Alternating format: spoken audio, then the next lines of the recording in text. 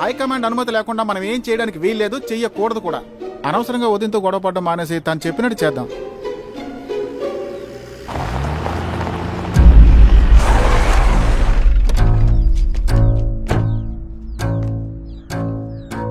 ఏంటి ధర్మ, ఒక్కళ్ళు కూడా రాలేదా?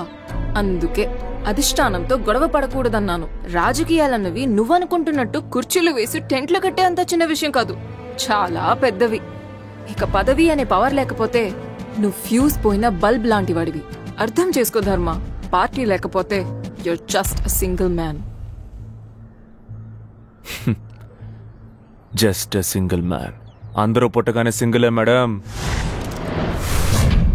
నేను పుట్టుకతోనే డబుల్. ఈ సమస్యని చట్ట ప్రకారం పరిష్కరించాలనుకున్నాను. ప్రజా ఉద్యమంగా మార్చాలని మీరు ఇష్టపడుతున్నారు. మీ ఇష్ట ప్రకారమే చేద్దాం. ధర్మ, నువ్వు కూ అని కూత పెట్టినా ఒక్క కాకి పిల్ల కూడా రాదు. జనాన్ని తీసుకురావటం అనేది ఓ పెద్ద కళ, అది నీకు తెలీదు. తీసుకొచ్చేవాళ్ళు జనం కాదు, తోసుకొచ్చేవాళ్లే జనం. ఎలా వస్తారో చూడండి.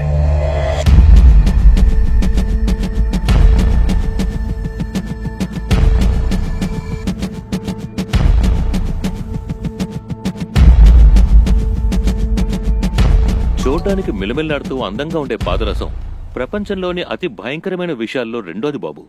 మట్టిలో కప్పెట్టిన కొద్ది రోజులకి మామూలు పాదరసం మీథేన్ పాదరసంగా మారి కాలకూట విషమవుతుంది. మీలో ఎంతమందికి ఈ విషయంలో బాధించబడ్డ వాళ్ళ గురించి తెలుసో నాకు తెలియదు. ఈ వీడియోని ఫార్వర్డ్ చేయడం, షేర్ చేయడం, లైక్ చేయడం, కమెంట్ చేయడం ఇవి మాత్రమే చాలవు. రంగంలోకి దిగాలి, పోరాడాలి. If you all come together, if you all join your hands, we can still make a difference. మీలో ఎవరికైనా సామాజిక బాధ్యత ఉంటే, ఇంట్రెస్ట్ ఉంటే, just give me a ping.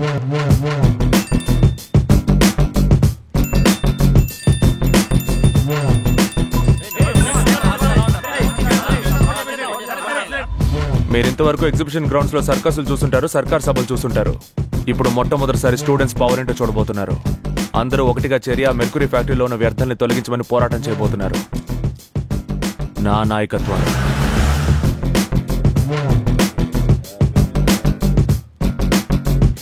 Madam,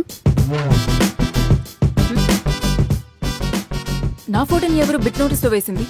దీనికే షాక్ అయితే ఎలా మేడం? కొంచెం అటు చూడండి.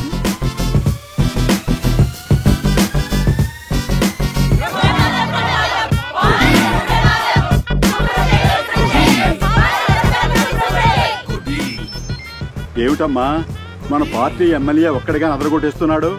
నువ్వొక ఎంపీ, ప్రధాన కార్యదర్శి కూడా. నువ్వే ముందుండాలిగా.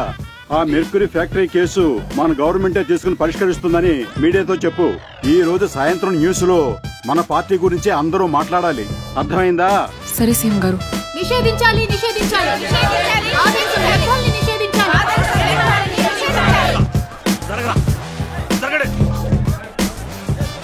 మేం మొదలుపెట్టిన ఈ చిన్న పోరాటాన్ని మహామహోద్యమంగా మార్చిన మాన్యశ్రీ గౌరవనీయురాలు కుమారి రుద్ర గారిని సగర్వంగా వేదిక మీదకి ఆహ్వానిస్తున్నాను. కూ కూ అని కూత పెట్టిన ఒక్క కాకు కూడా రాదని చెప్పారు. ఇంత గుంపు రావడం మాత్రమే కాకుండా ఇక్కడికి మీరు కూడా రావాల్సి వచ్చింది. Mic mic. విద్యార్థులు మొదలుపెట్టిన పోరాటం ఇంతవరకు ఓడిపోలేదు. ఈ పోరాటము గెలిచి తీరుతుంది.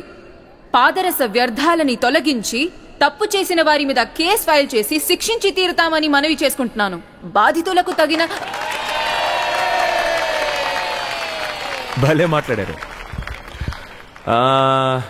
ఈ సమస్య పరిష్కారం కాకుండా ఎన్నో ఏళ్లుగా సాగుతూనే ఉంది. ఎప్పుడు పరిష్కరిస్తారో మీ నోటితో మీరే చెప్తే.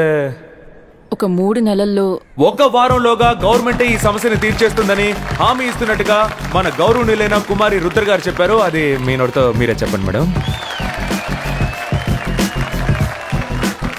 1 వారంలో మన ప్రభుత్వమే ఈ కేసుని టేకప్ చేస్తుందని హామీ ఇస్తున్నాను. Hello madam. యోగి పవర్ ఇది.